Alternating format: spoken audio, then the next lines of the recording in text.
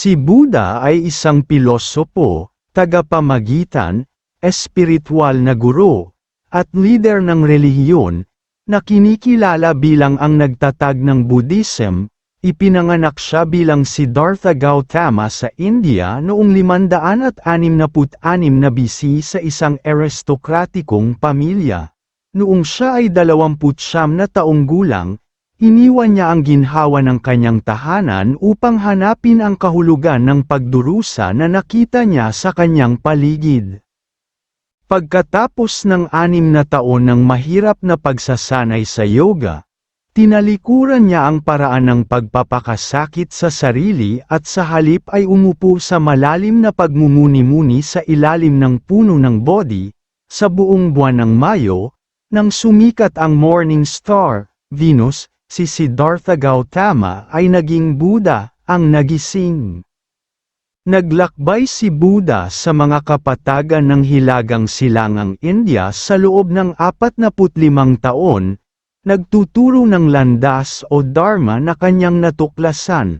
Sa kanyang paligid, nabuo ang isang komunidad ng mga taong mula sa iba't ibang tribo at caste, na tapat sa pagsasabuhay ng kanyang aral. Ngayon, siya ay sinasamba ng karamihan sa mga paaralan ng Buddhism bilang ang naliwanagan, ang nakalaya sa siklo ng kapanganakan at muling pagkabuhay, at lumampas sa karma.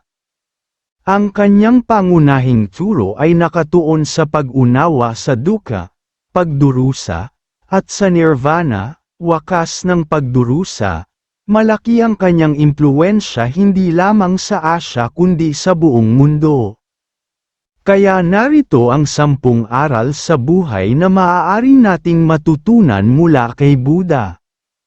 Isa buhay ang gitnang daan. Sinabi ni Buddha, ang ugat ng pagdurusa ay pagnanasa. Ginugol niya ang kanyang buhay sa pagninilay sa 4 na marangal na katotohanan. May pagdurusa, ang sanhi ng pagdurusa ay ang ating mga pagnanasa. Ang solusyon ay ang paglaya sa ating mga pagnanasa. Ang marangal na 800 ang maghahatid sa atin sa kalayaan mula sa pagdurusa.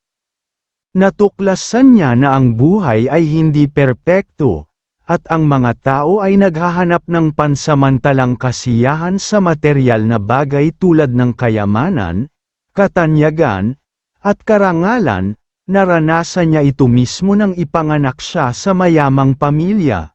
Bago siya magising, lumabas siya sa palasyo at nakita ang 3 malulupit na katotohanan, kahirapan, sakit, at kamatayan. Sinubukan niyang takasan ang pagdurusa sa pamamagitan ng pagpapakasakit, ngunit napagtanto niya na hindi ito nagdala sa kanya ng tunay na kalayaan, kaya't itinuro niya ang gitnang daan, ang balanse sa pagitan ng labis na kasiyahan at labis na pagpapakahirap. Paano ito isa sa buhay? Huwag maging alipin ng pagnanasa. Magpasaya sa sapat lamang, mamuhay ng balanse at hindi labis.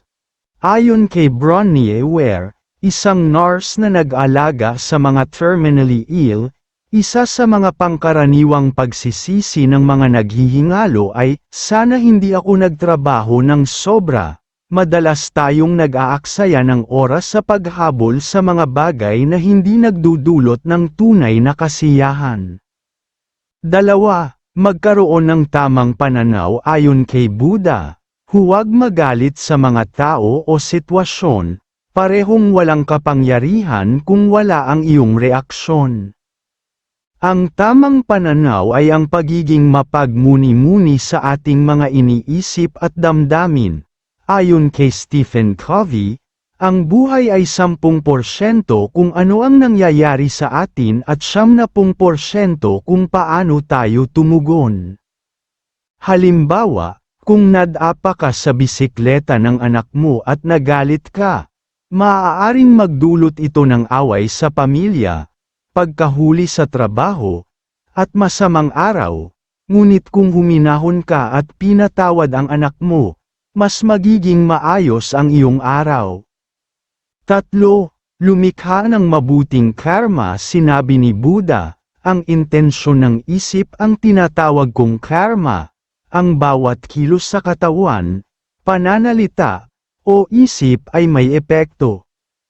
Ang karma ay hindi lamang mga aksyon kundi ang intensyon sa likod nito. Ang mabuting intensyon ay magdudulot ng mabuting karma, at ang masama ay magdudulot ng masamang bunga. Halimbawa, kung hindi ka nag-aral, maaari kang bumagsak. Kung palagi kang nagpapalipas ng oras, maaaring mahuli ka sa mga deadline. Kung magsisimula kang mag-ehersisyo ngayon, magiging mas malusog ka sa hinaharap. 4. Mamuhay ng buong puso araw-araw. Sinabi ni Buddha, gawin mo ngayon ang dapat gawin. Sino ang nakakaalam, bukas ay maaaring dumating ang kamatayan. Ang buhay ay hindi permanente. Sa halip na ipagpaliban ang mahahalagang bagay, gawin mo ang makakaya mo ngayon.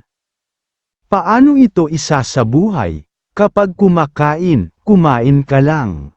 Kapag nagbabasa, magbasa ka lang. Kapag kasama mo ang isang tao, ibigay mo ang atensyon mo sa kanya. 5. Ang malalaking bagay ay nagmumula sa maliit na mabuting gawi.